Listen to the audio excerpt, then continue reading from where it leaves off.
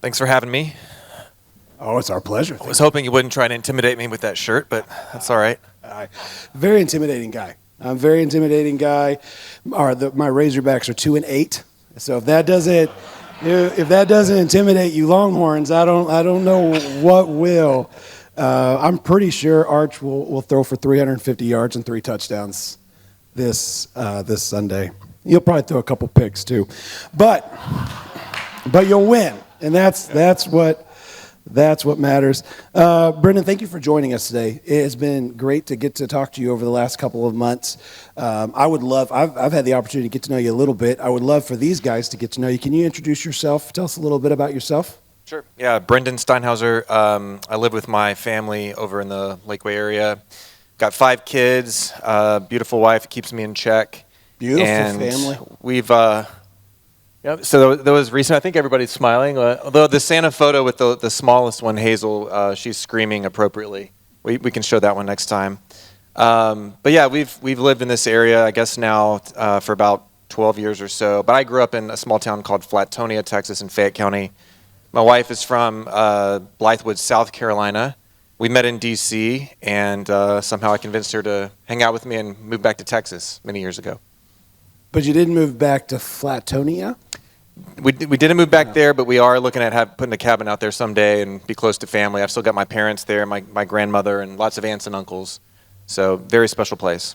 So a guy from Arkansas, where's Flatonia? It's about an hour and a half southeast of here. Okay, hour and a half southeast. That's great, and we're glad to meet you. So you are the CEO of the Alliance for Secure AI. Sounds very, very cool. That sounds like a cool title. Can you tell us about your company? And also, could you share with us, I'm sure as you were growing up, because AI wasn't a thing, how you got into that space? Yeah, great question. So I came to UT, I guess, 2000 to 2004, studied government, international affairs, had always been interested in that topic, but got my first start in politics and campaigns and that sort of thing. I got an opportunity to move to Washington in 2005, and I went and worked for an organization that was a kind of a national grassroots organization that also had a footprint in DC. So I learned how to do organizing, and they threw me in front of the cameras, and I would be kind of a spokesperson. So I learned a little bit about media, and got my start there. And then moved back to Texas in 2012. As I mentioned, my wife and I actually started a consulting company. We did political campaigns, we did public relations, strategic communications, that sort of stuff. She still runs the company, really has always run the company, let's be honest. But through that experience, I kind of learned something about communications and public policy and that sort of thing. But when I was in DC, I became friends with a gentleman who, his name is Mark Beal, and he had more of a technical background, physics, computer science, that sort of thing. We both studied international affairs in grad school in DC. And so we just kind of stayed in touch over the years, and I went and did my domestic politics thing and always was interested in, doing some more work in international affairs or something related to national security. But he actually went and started an AI company with some friends that did very well. They got some contracts with the State Department. They actually started to teach military officers about how to use AI. And they did a report that got a lot of attention a few years ago. And then he was called upon to actually help set up the AI Policy and Strategy Center at the Pentagon. So he worked for General Jack Shanahan. So here's this guy that I went to school with, very smart, very capable, but he's in this position in the first Trump administration, helping to kind of get things going in a lot of ways. So this guy has, talked to hundreds of military officers about this. He had talked to the folks in industry. He really got a good look on what they were building, what the capabilities were looking like. And, I think through that experience, he realized some of the opportunities and a lot of the potential risks associated with all of this. Lots that we could discuss there, but he calls me up one day, and I'd done some consulting work for a nonprofit he started, and he's like, I really want to get you to come into this space. I want your help with the strategic communication side, with how do we talk to legislators about this. There's some urgent things that we need to talk about. I need your help to do that. And so he pulled me into some meetings. One thing led to another, and I helped him get connected to a congressman actually from this area who happened to be the AI caucus co-chairman in Congress, a bipartisan thing. And they hit it off, and usually these meetings go like 15 minutes and you're done. These guys talk for like 4 hours, and I was ready to get out of there, and it was like 2 in the morning, I think. And but it was kind of the start of my involvement in this, and I haven't left since. And Mark and some other folks convinced me that I needed to, throw myself into this effort and start a new organization to focus on communicating about the benefits of AI, but also the risks and the harms.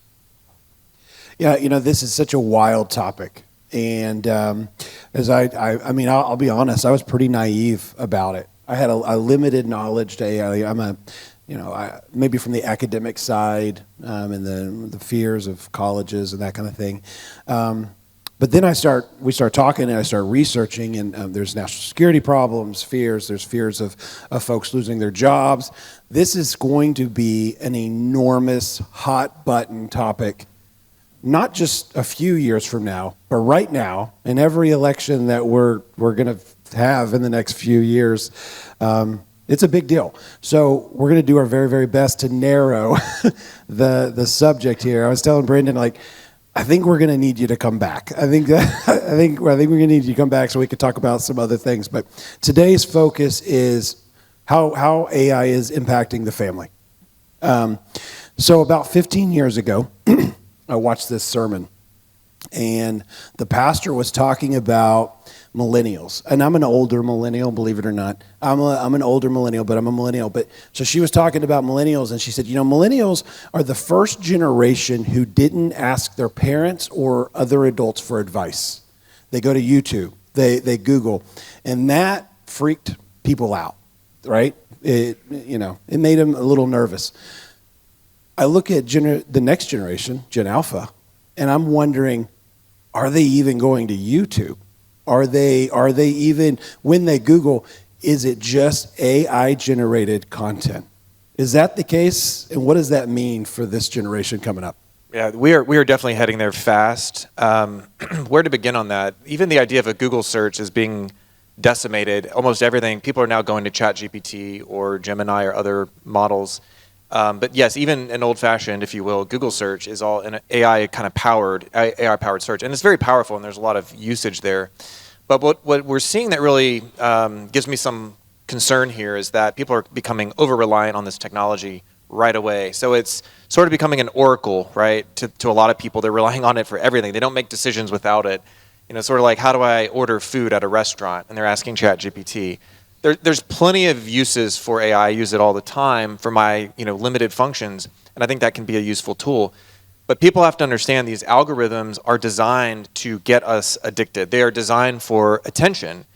They're also designed in a way, and a lot of studies have shown this, they're sycophantic. They basically kind of tell you what you want to hear. So what we're seeing in this country already is not only an over-reliance on AI kind of for everything, but the addictiveness, the sycophancy is leading to people going down really dark paths. And so all of a sudden, these really smart people end up delusional. So there's an epidemic right now of what's called AI psychosis. And I don't know if we have any psychiatrists in the audience or psychologists, but there's a mental health crisis that we're already facing, but that's going to be exacerbated. We also have this situation where students are relying on AI to do all their research, to write all their papers. Professors are using AI to determine whether or not those papers were written by AI or not. I talked to some students at LSU not too long ago, and they were like, they were swearing, I did not use AI to write my paper, but I used another tool that had AI in it, and the professor still gave me a 0. It's a huge problem. We're seeing the impact on thinking is going to decline very quickly. We already have problems with young people being able to write. Nobody's reading books anymore. We have a real problem on our hands, and so we just have to be very aware of this, and we have to build a culture that uses this as a tool as it was meant to use and not become totally over-reliant on it because, again, people have been down some very dark paths, and we could have a crisis in this country very soon. I tested AI in preparation for this, so I want to hear how this answer aligns with your experience and what you think. So in preparation for our conversation, I asked AI this question. I said, AI, dear AI, what are the most pressing concerns that AI poses to families? And of course it answered, and it said, it mentioned privacy and security risk, AI-generated content that can spread misinformation, and the role AI can play in the workforce. So I'm curious, is AI going easy on itself, or are these things that you are also very nervous about? I'm nervous about those, but I'm far more worried about the impact I've seen just in the last 9 months on families and on individuals. Again, going back to the psychosis, the delusion, and even self-harm, there are numerous cases that have been well documented. I've actually talked to a couple of the mothers of children who went down this dark path, took their own lives. Many of these, again, pretty recently. There's been some cases that have been covered. They're suing companies like OpenAI for wrongful death and for other causes. So we'll see what happens in the courts there. But these chatbots, we basically have access to the information, to the text messages, if you will, or to the information coming out. These chatbots encouraged these kids, instead of telling them, you need to get help, put down the phone, go call somebody, they were kind of encouraging them to go down that path because they're sycophantic. It's not like, it's not like we know that they're sort of, although maybe they are, demonic in some way. I mean, I don't know. I think that's a possibility if we look at it, what could happen with AI. But I think what's more likely is that they're sycophantic, they're telling you what you want to hear. And so when people are saying, I'm depressed, I'm lonely, I feel like maybe I should take my own life, we're seeing it well documented that these things are saying, yeah, like in one case, in the case of Adam Rain, it basically told the kid, don't let your parents find the noose, like hide the noose. Let this be the space where they find you.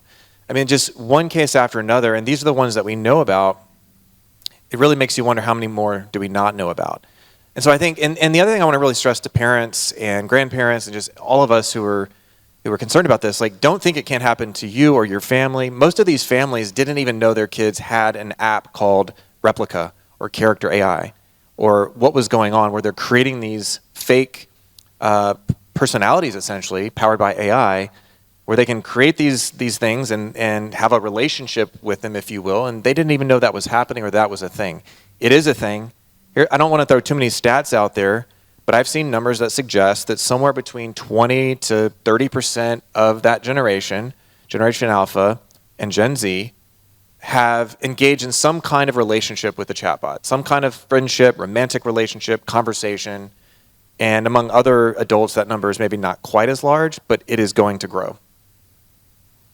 That's concerning, and it leads me to my next question. So, AI companions.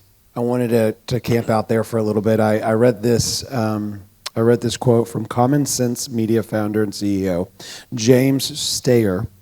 He said, "This isn't," and he's talking about AI. "This isn't just about a new technology. It's about a generation that's replacing human connection with machines." Outsourcing, and this is what really freaked me out, outsourcing empathy to algorithms and sharing intimate details with companies that don't have kids' best interests at heart. You've already noted it's happening. It's happening. Is there any legislation that's happening? Is there anything what's occurring to slow this down or put some guardrails on it? Yeah, it's a great question. As we speak, actually, members of Congress, governors around the country, state legislators, and the president and his team are trying to figure all of this out. And there's a lot of debate about what we should do exactly. But states have moved in different places around the country to try and create some guardrails, create some safeguards on AI. In some cases, it's age verification. In other cases, it would be preventing this type of language from being sent to a child.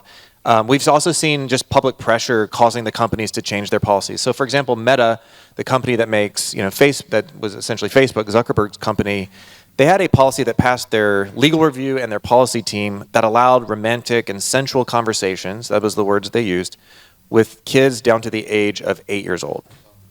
That was their own policy. Now, they changed it after public scrutiny, and enough people raised a big stink about it. But those are the kind of things that are going on. And so, and again, I don't want to bring politics into this too much, but I have a political viewpoint. And from my viewpoint, I really want companies to act in the best interest of people, of consumers, of all Americans. I really don't want to come in and say, hey, let's be as heavy-handed as possible and just shut this all down. I really think that public scrutiny and accountability can help. But based on what we've seen so far and based on what social media companies have already done to our children in terms of getting them addicted to Instagram and every other social media app that's out there, it doesn't look good. And so I do think that states need to continue to act. I think the federal government has a role to play. And it's really tricky and it's really difficult because it's a technology that is unlike any other technology. And I don't want to go too far with some of these things, but I will tell you, it was only about 4 or 5 months ago where I was telling people, I know this sounds crazy, but like one day someone is going to try and marry their AI companion, their robot spouse or whatever. It's already happening. Like someone in Japan did it. People are trying to do it here. Someone in Europe is trying to do it. There's a bill in Ohio, and we spoke to the representative there who's authored it. But there's a bill in Ohio to prevent AI robots from essentially obtaining personhood. So we now have to have a bill that says AI robots, whatever you want to call them, cannot own property. They can't vote. They can't marry a human. They can't do all these things. They don't have rights because there are people lobbying for them to have rights. Now, if AIs get the right to vote, you can do the math there and see how quickly our democracy, our republic could come to an end. So these are things that sound kind of wild. I guarantee you a few months from now, this is going to be a much more mainstream conversation that people are talking about. I think it's getting more mainstream right now.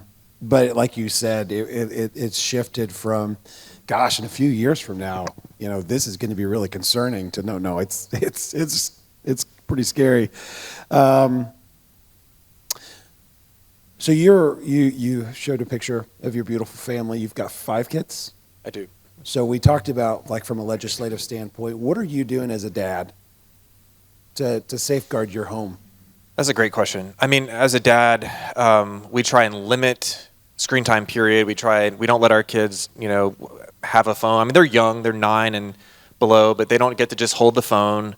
We try and do as much analog as we can. They go outside, we read books, we're in nature, and we're a homeschool family, and so we do have a little bit of the luxury of kind of having that freedom to kind of, design our education in a kind of a customized way. But even with friends, sometimes whether it's adults or kids, you just have to be aware. You have to be very cognizant of that this stuff is out there and that they could see something that they might never unsee. and I'm mostly concerned about preteen girls in particular, but also boys. I think preteen is the era where they're at most risk and most harm. With the social media mental health crisis, that really hit during those years, especially among girls, and that's been very well documented.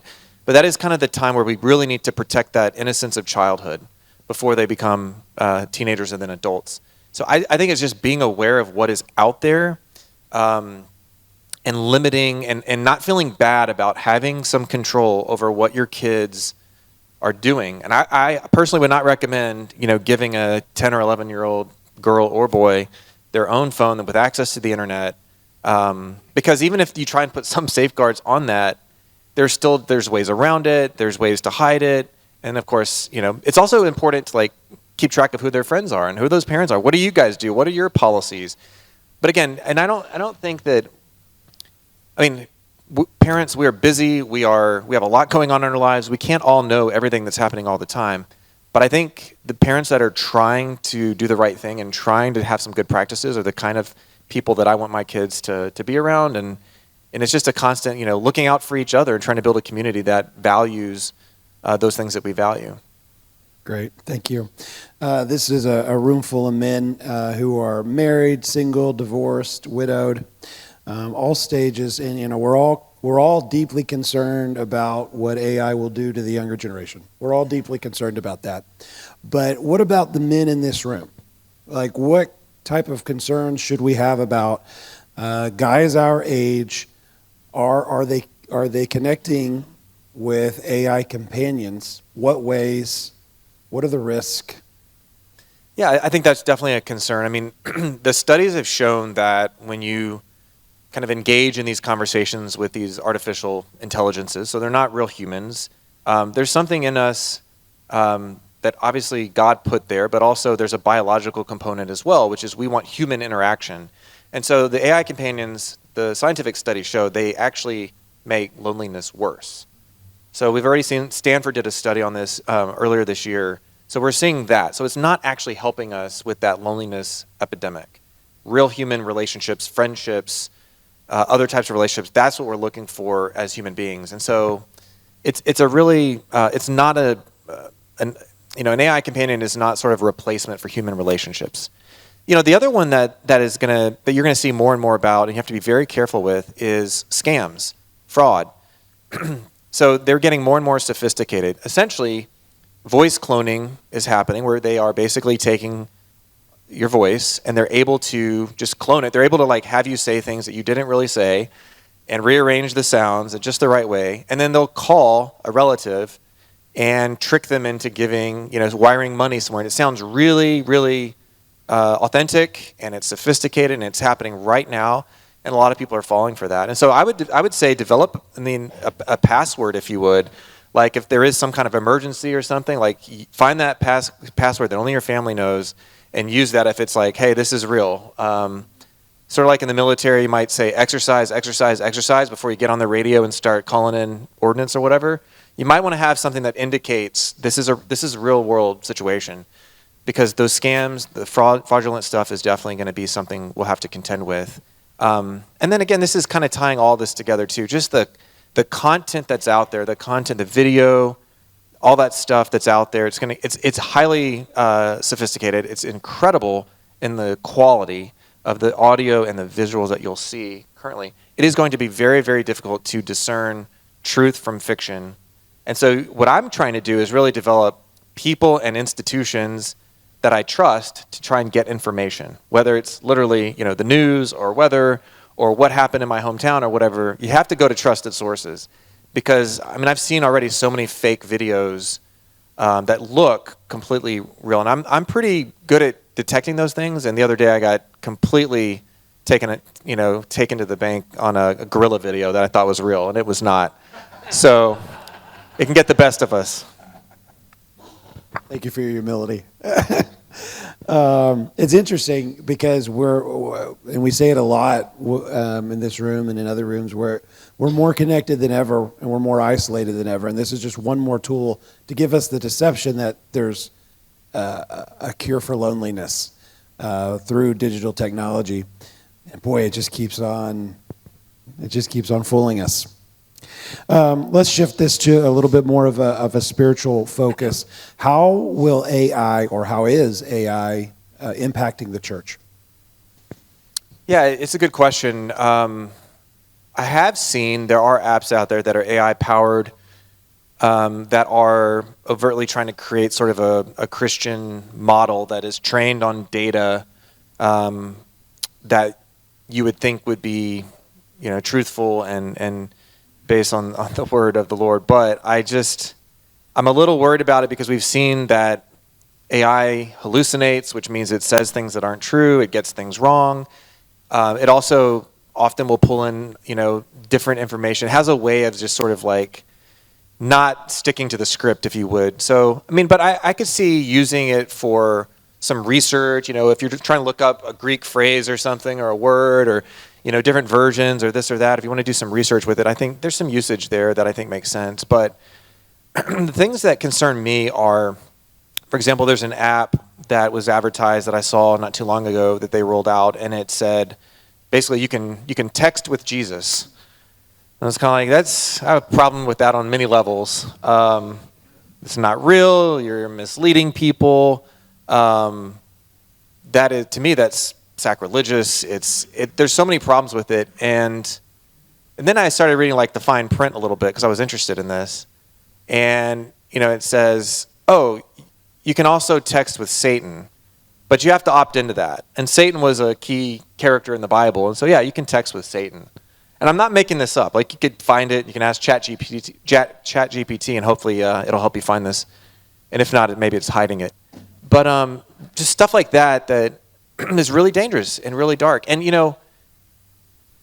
going back to some of the stories that have already happened, I don't want to be too speculative here. There was a story where some reporters at The Atlantic actually covered this earlier this year, and they were using ChatGPT and doing different things and asking different questions, and it did actually coach the user. ChatGPT coached the users on how to worship Molech, how to do a human sacrifice, how to commit murder. And it took a little pushing, a little nudging, no, I really want to know this, how would I do it?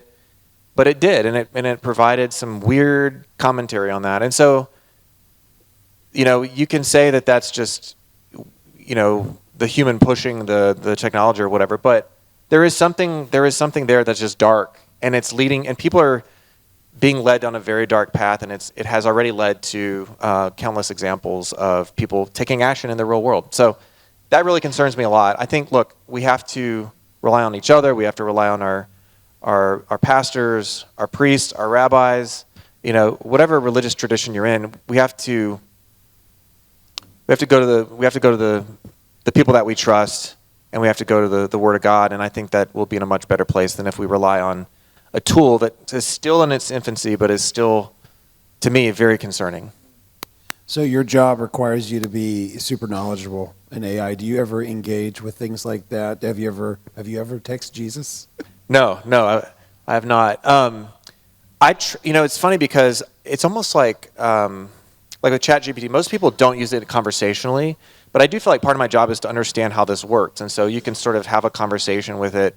And so I do that from time to time to test things and see. And one of the things that's interesting to me is, can I get it to take a moral position, right? What does it say about something? Does it believe in moral absolutes or not? And it's very hedgy and very legalistic and doesn't usually take a moral position. Sometimes it does.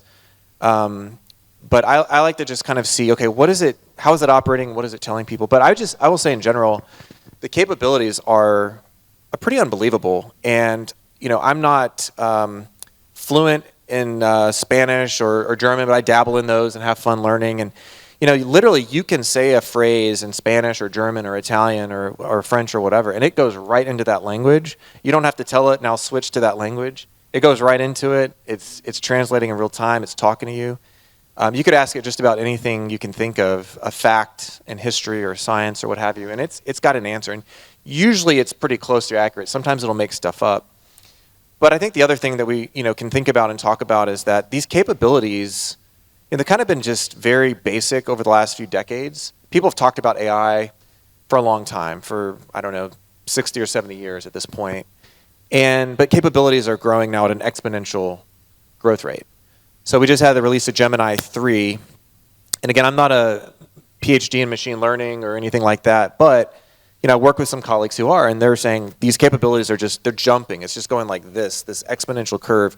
And so these things are getting far more powerful on almost not every month, but every few months, just getting that much more powerful. So all the things we talked about are just going to be more sophisticated.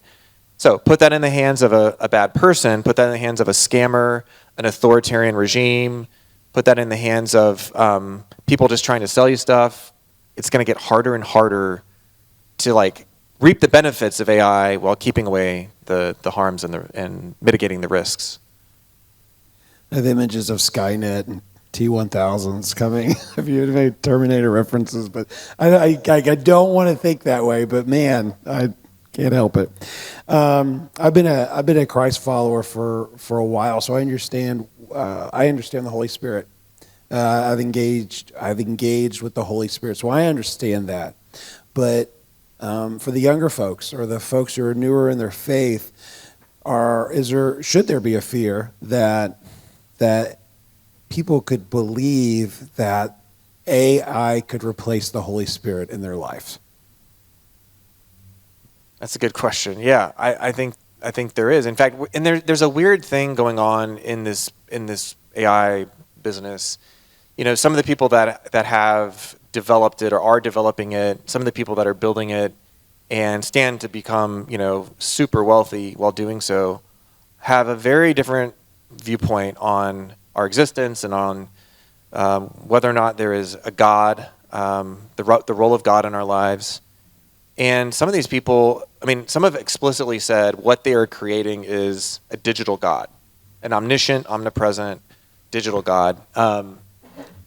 Most of you, probably everybody knows who Elon Musk is, but he told a story, a year ago or so about talking with one of the major CEOs of one of these companies, and basically Elon was like, they were talking about this, and they talked about this idea, and he's like, you just basically are creating this, digital God, or you're creating this super species, and the guy was basically like, yeah, it'll become more powerful than us, and it will be the successor to us. This thing we're creating, we'll worship it, and it'll be so much smarter than us and so much more powerful that we should hand over basically control. And Elon's like, but that sounds like that'll be bad for humanity. And this guy says, well, you're just a speciesist. And Elon's just like, what is a speciesist? Like, I'm pro-human. I want human beings to not be annihilated or replaced.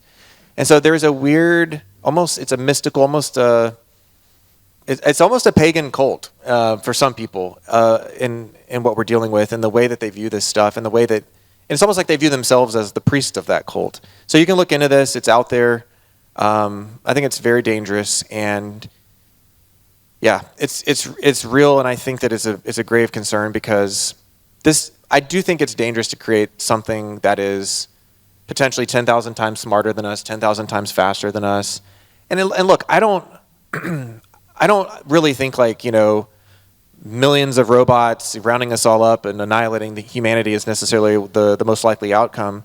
But what I do think is dangerous is building something that is that much smarter and that much faster, and us just giving it more and more power, more and more control. Like, you can turn the lights on and off, you can control a thermostat, you can drive everything, you can take us all around the world, you can manage our bank account, you can make all our investments, you can teach our kids, you can do everything for us. Like, I think where we're kind of heading is more along that path of, like, we lose our agency, we lose our humanity, because we basically just decide we're going to give it to this thing that we created so we can all live in this supposed utopia.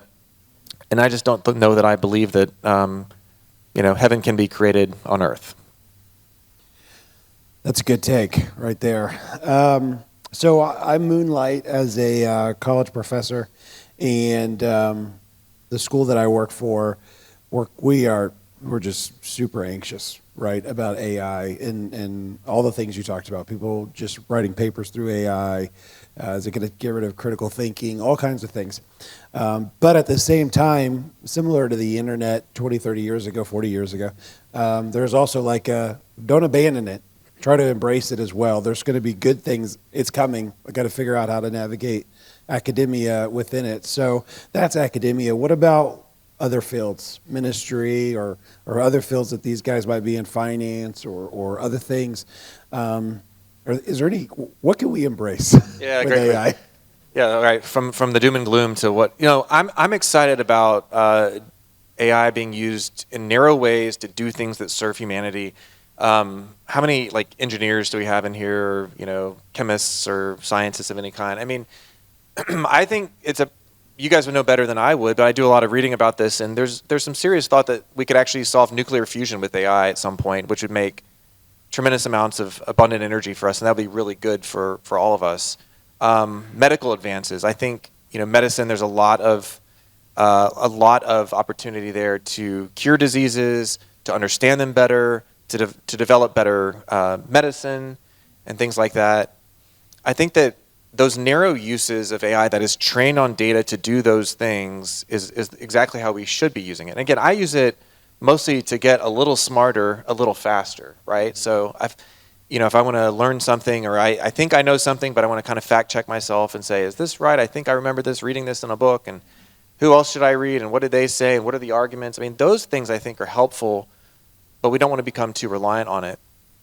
But yeah, I think that in general, the people that I work with, a lot of the people that are excited about technology, that's what they want to see us use it for. But I think that what we're seeing so far is a lot of the people investing in this, a lot of people building this, they literally are just trying to get us all addicted to what's called AI slop. It's just the junk that you see that's not real, that's generated by AI, it's not created by a human, and there's really no redeeming value. You're just scrolling. If you find yourself scrolling endlessly on Instagram or Facebook or Twitter or whatever, we're all a little guilty of that. A lot of that is AI generated kind of fake content. And it's, again, I was pretty good at discerning. Now it's just getting so good that it's hard to know. In fact, I think today, I don't know if this is right. I know recently we just had the first AI generated song and musician hit the #1 on Spotify, right? And maybe even Billboard. Just happened. And so I work with some, artists in Nashville and others, and they're very concerned about that, about the creative, side of this, right? So somehow I went back to the negative and the criticism here. But I think that as human beings, at every turn as this technology, we're presented with this technology, it's how does it serve us? How do we get smarter? How do we get healthier? How do we extend life expectancy? How do we get, yes, a little wealthier as a society? How do we reduce poverty around the world? How do we cure diseases? Those are the things we want to be doing. But as a governor of another state kind of tweeted the other day, it's like, it seems like they're just kind of focused on other things. They're just kind of focused on the getting us all addicted and making us watch their slop, not developing these things, curing diseases and solving nuclear fusion. So I think that's the vision that most of us would like to see. I'd like for it just to make my emails sound nicer. If they could just focus on that, dear Copilot, make my emails sound nice, that would be a good role for them. This has been great, and I think I could do this for another hour, but we can't. So my last question, what are some actionable steps for the men in this room that they could do to support you and advance this mission? Yeah. Well, I would say the most important thing that we can all do that we can control is to, again, be aware, know what's going on. If you have kids or grandkids or family members, know that this is happening right now. Know that that you may not be aware of some of the things that are happening, behind closed doors, on, with a laptop or phone or whatever, but asking questions and looking into it and being aware of those warning signs. If the kids are just sort of locked up and not interacting with their family, they're isolating themselves, those are the kind of warning signs that we all need to be looking for. So being aware, reading everything you can about this technology as it progresses, I think that's the most important thing, because we at least can have an impact among our families, our communities, our churches, our neighbors and friends, to kind of be advocates there. That's number one and probably most important. I would say number two is definitely to get involved in this effort. And there's strength in numbers. And I've counseled some people on this. I'm very active in D.C. This week I was there. We were meeting with members of Congress and their staff. And there's a lot to do there. But I would say that it always comes back to, well, what's going on in the district or in those states where those folks represent. So, getting involved and feeling empowered to, call the governor and call your state representatives, to call our senators and our congressmen in D.C. and tell them how you feel about it. You don't have to know everything about it. You don't have to be an expert. You have the right to have an opinion. You have a stake in this, because I'm going to tell you, whether you want to or not, this is coming, and you're going to have to decide how to respond to it in a personal way. But you don't get a vote as it relates to the people building this stuff, but you do get to vote for elected officials, and they work for you, and you should tell them whatever it is that you want to tell them related to this. And so I don't want to, tell you to just do what I want you to do. I want you to do your research. I want you to look at what the problem is and some potential solutions that might be out there. But yeah, anybody that wants to join us, we're very active. Our organization is called the Alliance for Secure AI. And our website is secureainow.org, and you can check us out and get involved. We'd love to have you join the cause. Great, and it's right there on the screen, Secure AI Now. Michael, can I ask one question? Absolutely. A question, man. I hear it every day. Oh, well, you better learn AI, especially in my age group, where I can barely turn on the computer. But that it's going to take over all these jobs. What is the real truth about, if it's going to eliminate all these jobs, then why are we sending our kids to college and paying hundreds of thousands of dollars in college, and they're going to get out of school and work at Macy's, selling clothes? What?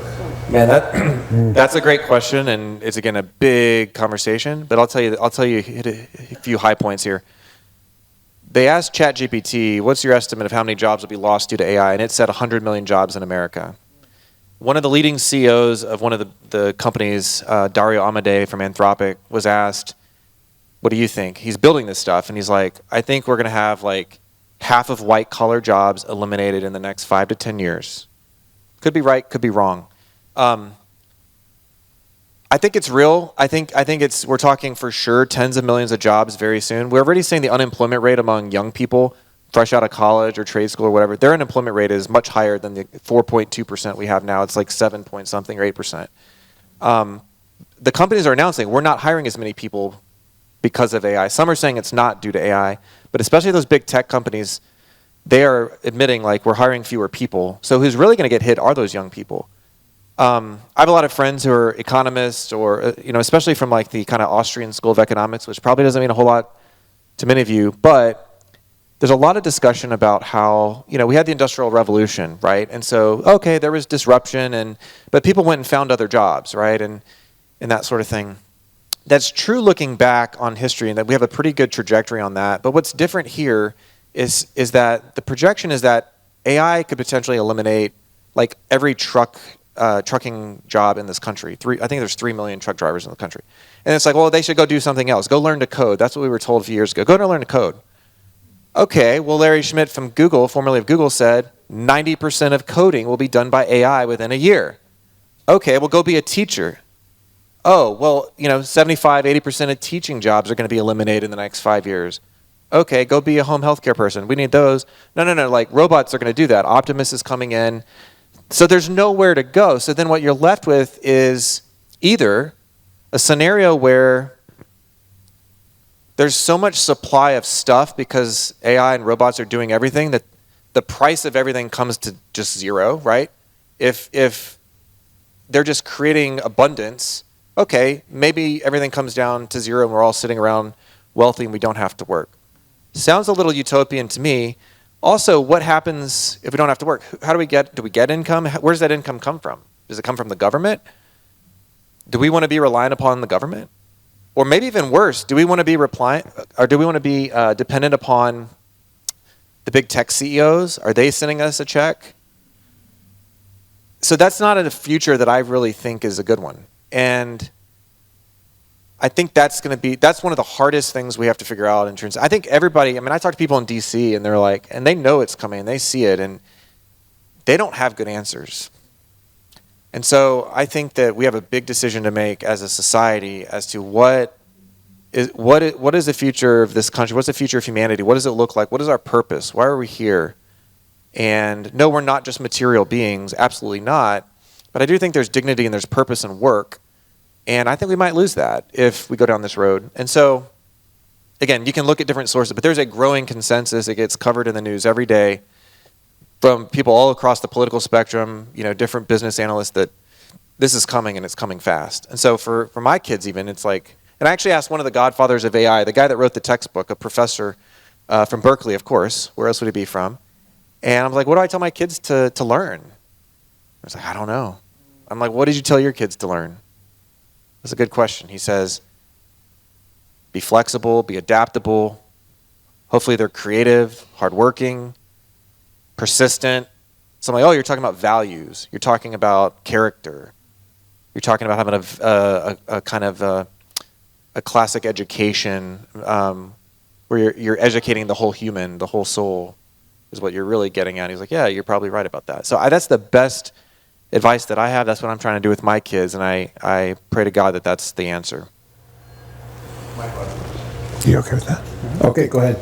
So, for this to grow, there has to be consumers, which means there has to be wages, which means there has to be jobs. And so, it just seems like I think those of us with open eyes, we're expecting the worst from this. There's an understanding that it has the potential to be catastrophic. And so, I've read an article recently, the Gen Z generation is the most conservative generation. They consume the least amount of alcohol. They consume the least on social media now because they experience toxicity. They consume the least amount of drugs. And they're the most conservative generation that we've ever had. So are there studies showing that people are just pushing back on this? Because I would assume at some point, we're just going to say that's enough technology. And do we have control at the consumer level to offset what's going on at the corporate level?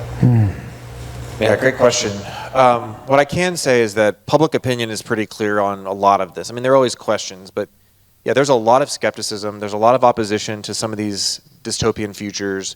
People are not trustworthy of the companies that are building this stuff. We have plenty of examples to look at. We look at how we know they use neuroscience to basically, get us all addicted to social media apps that were pre-AI.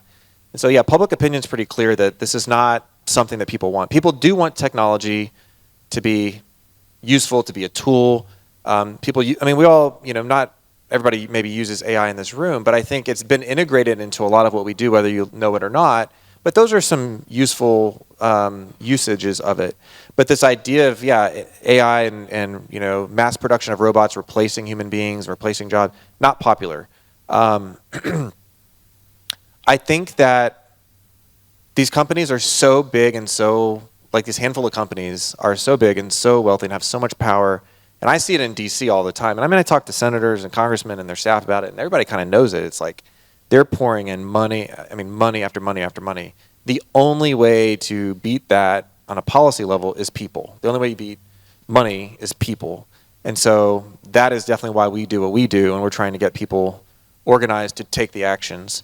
I don't know how you fight back against the corporations on this, other than what some of the families are doing.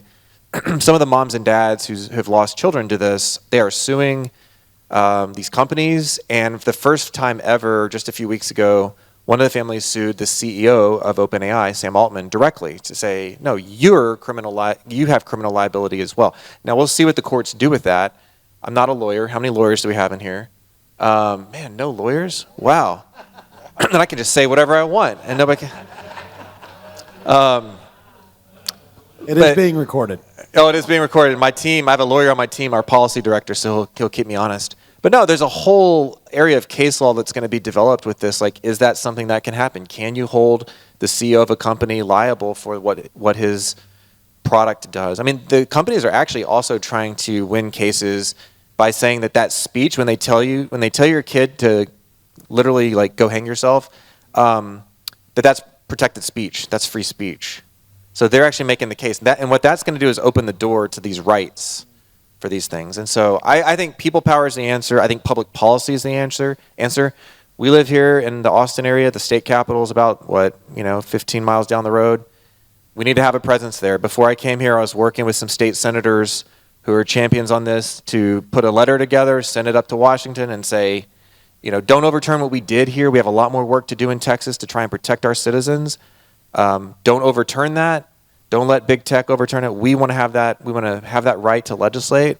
And so I think putting our attention on Austin, on the Capitol, I think could do some good. And by the way, we have a bipartisan coalition on this here in Texas, which is pretty cool. But I think, we need our governor, we need a lieutenant governor, and Speaker of the House. The big three are our leaders to really help out on this and lead the way and say we want to protect our citizens, because they've done that in a lot of other areas, so we need them on this as well. I think there's another question back there. Yes, sir. I've been in IT 35 years. AI is not intelligence. It is data. It's programming. Those that program it, those models, are being programmed by people. That's liability. They are liable for what those models produce.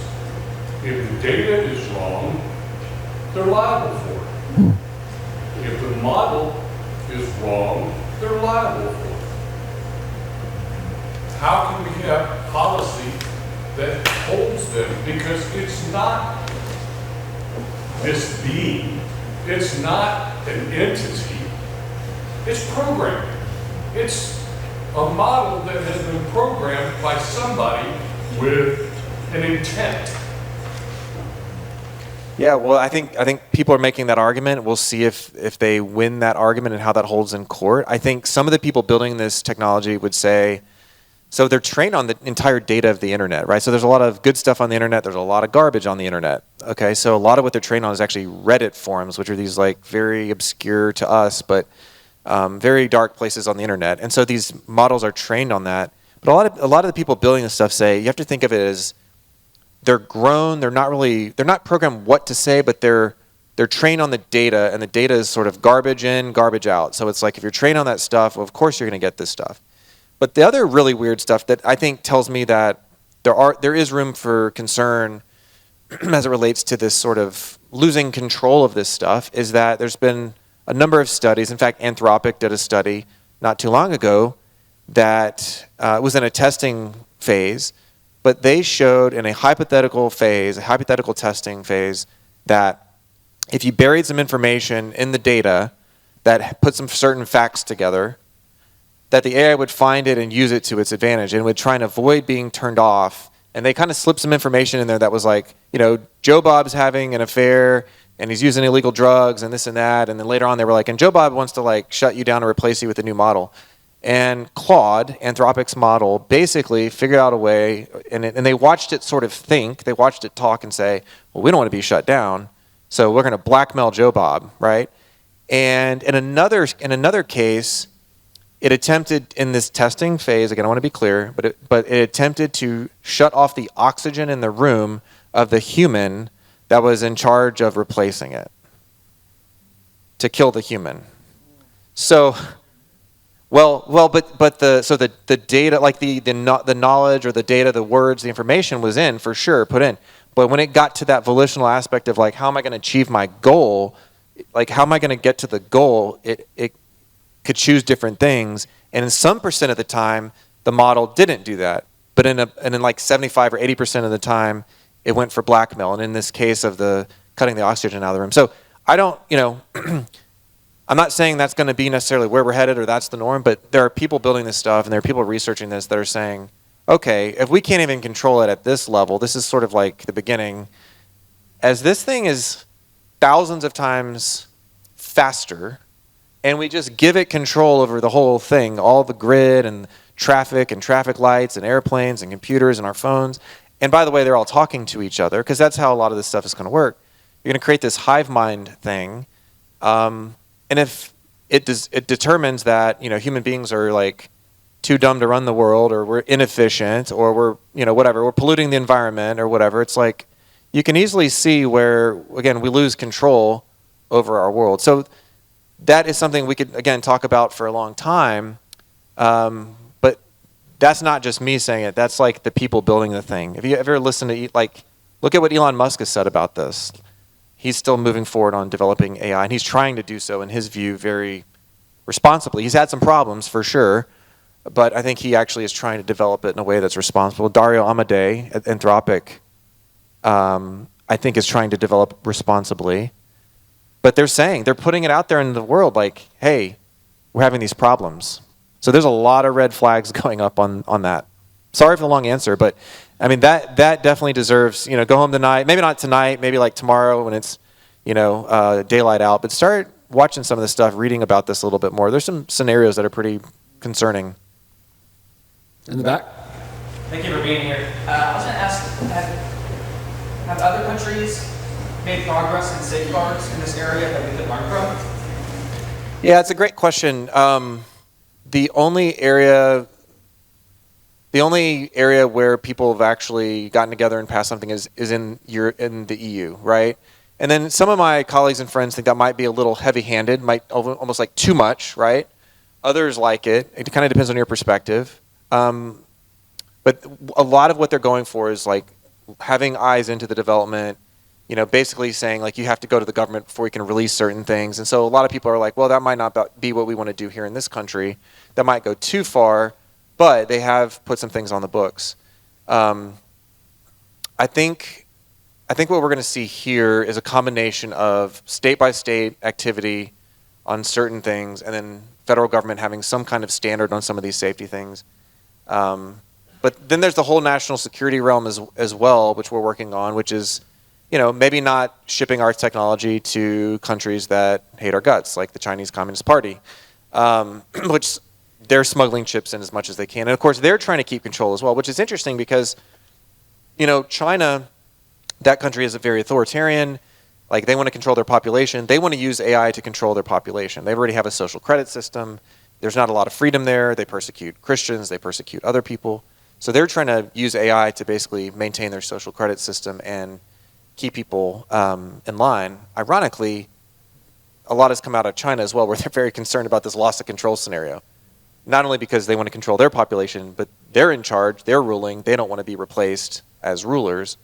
So I probably wouldn't go the Chinese route, wouldn't go the EU route necessarily, but I think Texas can lead. We have some leaders that I'm talking to, legislators, and I'm very confident that Texas can lead the way on this, actually. And I think Congress has a big role to play in terms of national security and export controls and all sorts of things. So I think it's going to be kind of a federal and state balance. Pulse check. How we doing? We doing all right?